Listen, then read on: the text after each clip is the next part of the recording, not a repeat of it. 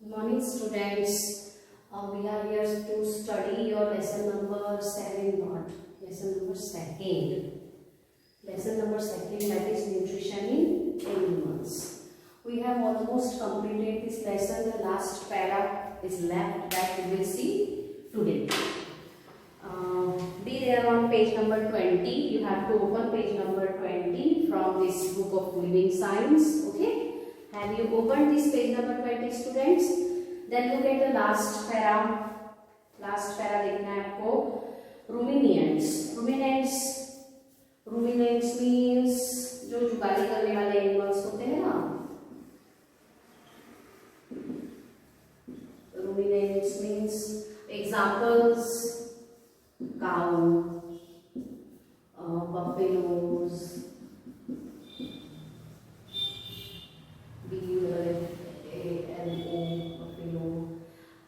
and that giraffe, etc. Okay.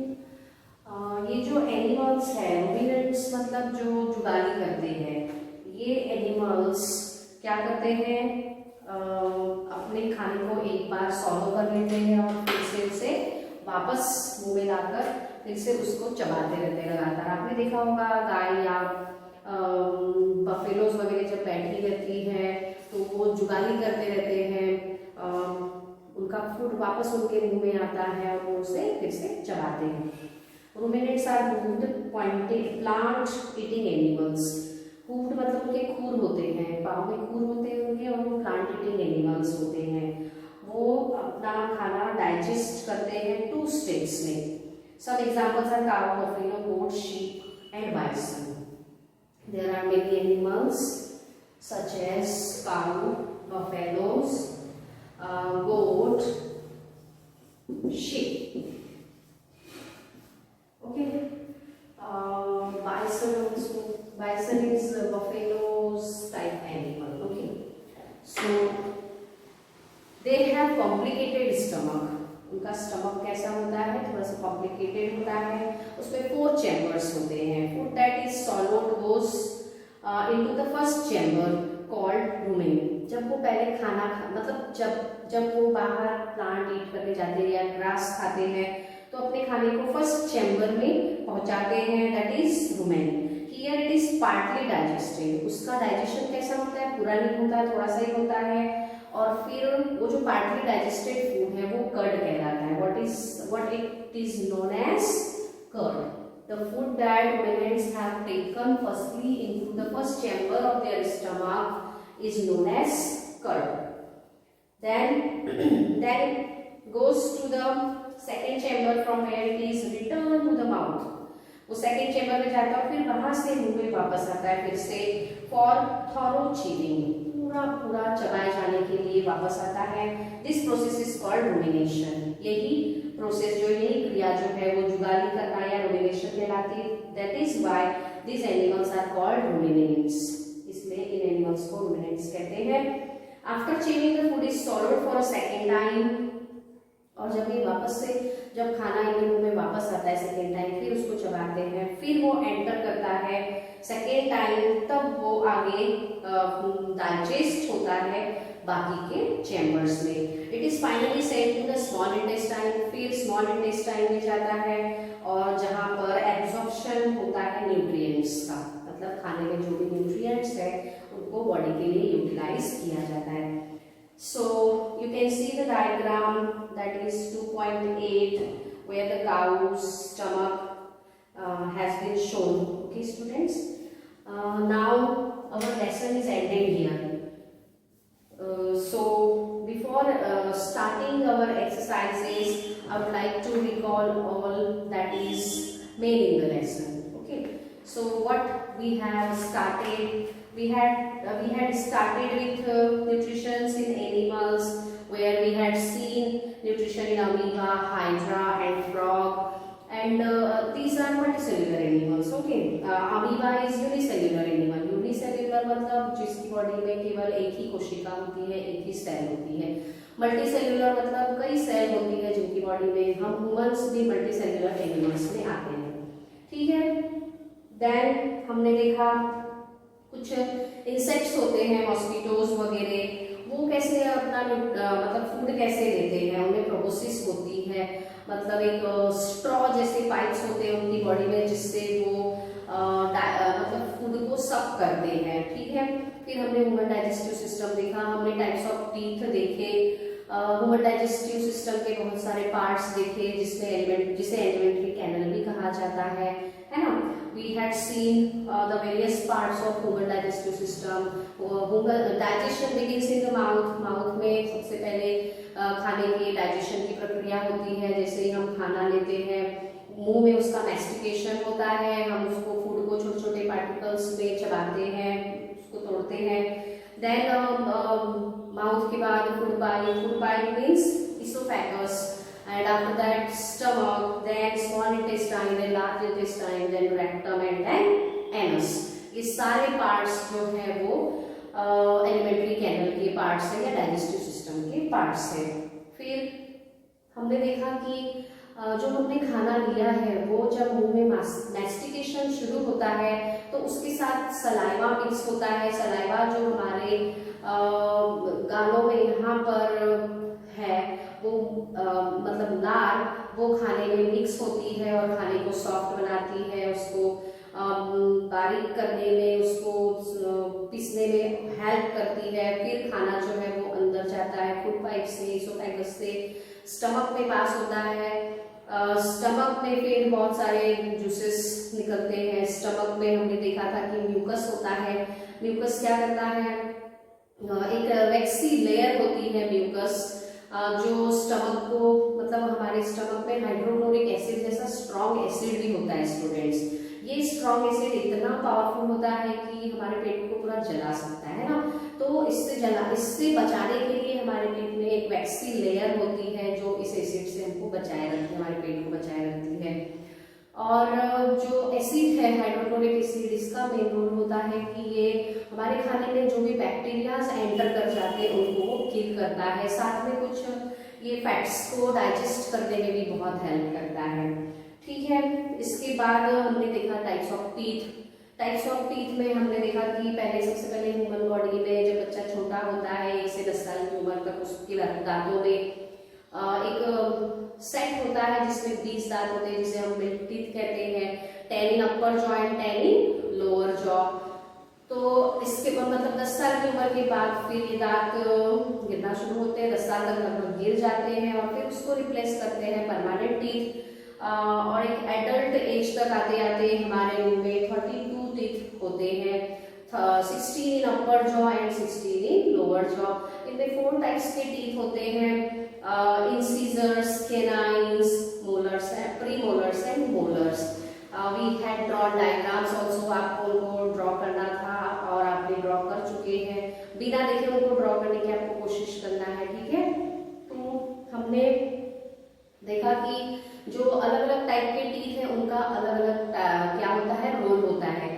Incisors जो होते हैं वो कट करने के लिए काम आते हैं। कैनाइन्स जो है वो टीयर करने के काम आते हैं, जैसे फ्लैश ईटर्स जो होते हैं नॉनवेज खाने वाले उनके लिए। प्री मोलर्स यानी हमारे आगे की दाढ़ें और मोलर्स यानी पीछे की दाढ़ें, ये सब फ्लैट होती है और खाने को अच्छे से महीन पीसने के लिए काम में आती है ना। इसीलिए हमने हमारे जो बॉडी है इतना अच्छा सिस्टम है, गॉड ने हमको सारी चीजें इतने अच्छे से दी है तो हमको उनका यूज भी अच्छे से करना है। हमको खाने को बहुत अच्छे से चबाना चाहिए ताकि उसका प्रॉपर डाइजेशन हो। ठीक है, अदरवाइज फिर स्टमक अपसेट हो जाता है।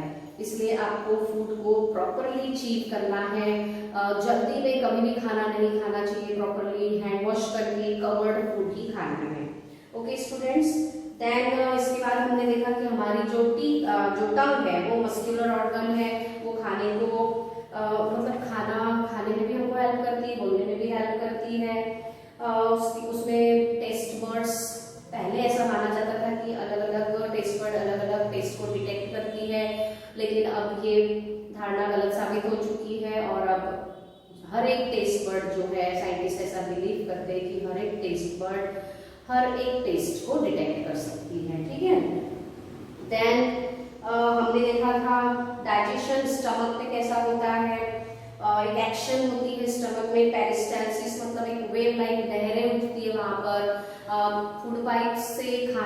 होते समय भी और स्टमक में जब डाइजेशन होते रहता है तब भी ये मतलब उसका सिकुड़ना फैलना ऐसी लहरें उठती रहती है। इस एक्शन को पेरिस्टाल्सिस कहते हैं।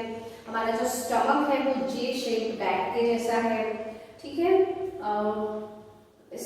जब स्टमक में बहुत सारे जूसेस मिक्स हो जाते हैं खाने के साथ, जैसे लीवर से बाइल जूस, पेनक्रियास से पेनक्रियाटिक जूस, स्टमक की इनर वॉल से भी जूस निकलते हैं, ये सारे जूस मिक्स होकर खाने को सिंपल सोल्यूबल फॉर्म में कन्वर्ट करते हैं। सिंपल सोल्यूबल फॉर्म यानी घुलनशील, जो फिर आगे चल के हमारी बॉडी जिसको एब्जॉर्ब कर लेती है, ठीक है। फिर हमने देखा था जब खाना पूरा डाइजेस्ट हो जाता है तो अदर बॉडी पार्ट्स में उसका एब्जॉर्प्शन होता है, ट्रांसपोर्टेशन होता है और फाइनल स्टेप होती है एसिमिलेशन की। एसिमिलेशन यानी बॉडी में जो खाने के द्वारा हमको जो न्यूट्रिएंट्स मिले हैं उनका बॉडी के लिए यूटिलाइजेशन करना, उनका बॉडी के विकास के लिए यूटिलाइजेशन करना ही एसिमिलेशन होता है, ठीक है। इसके बाद इजेशन का हमने देखा। इजेशन यानी जो खाने में कुछ ऐसे तत्व भी रहते हैं जैसे फाइबर वगैरह है जो डाइजेशन में बहुत हेल्प तो करता है। फूड के मूवमेंट में, एलिमेंट्री कैनल में फूड को अच्छे से मूव करने में फाइबर बहुत हेल्पफुल होता है, इसलिए हमने फाइबर रिच खाना खाना चाहिए। हालांकि वो डाइजेस्ट नहीं होता पर डाइजेशन में बहुत हेल्प करता है। तो लास्टली जो वेस्ट है, जो सॉलिड वेस्ट है, वो लार्ज इंटेस्टाइन में पास आउट हो जाता है और फिर रेक्टम में वो जाता है और उसके बाद वो बॉडी से एक्सपेल होता है एनस के थ्रू। और लास्टली हमने आज देखा ruminants. So lesson is ending here and now you have to try to solve the exercises. I have exercise A firstly in the book, so let's try this firstly.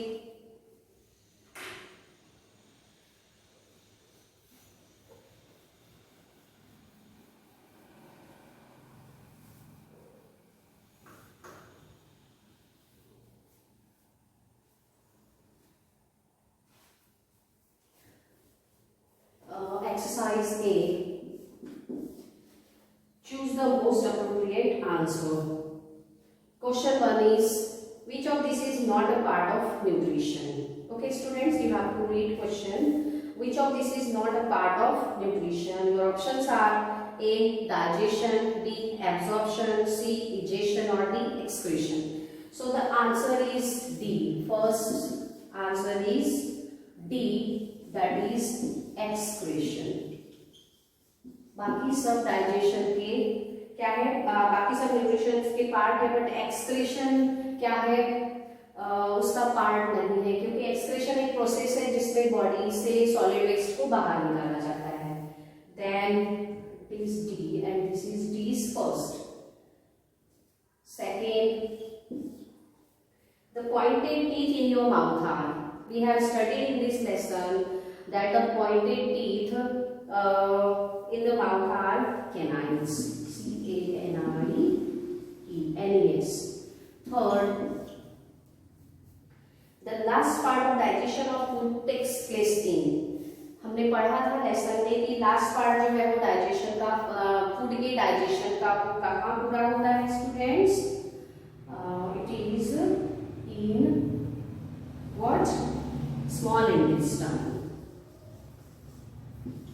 सबसे छोटी आंत में हमारा digestion जो है वो कंप्लीट होता है, intestine, small intestine. Then number 4, which of the following organs does not secrete digestive juice? Digestive juice कौन से organs में से नहीं निकलता? So the answer is esophagus.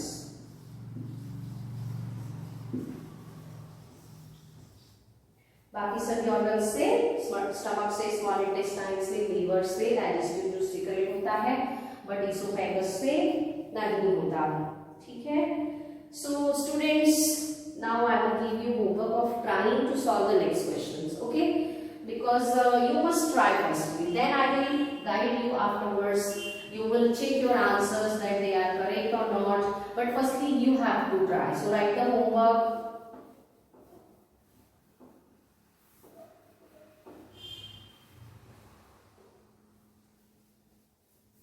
So homework is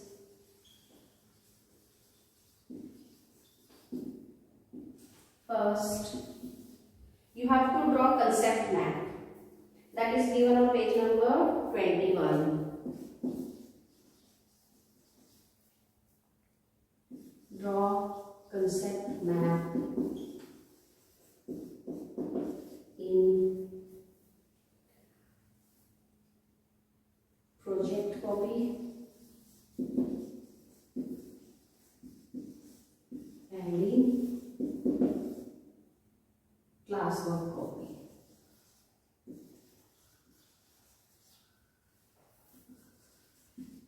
Okay, one more homework, students. You have to do that. You have to find answers. Find answers of exercise. Find answers of exercise A of lesson number. This all you have to do up to tomorrow. Then we will go ahead in next period.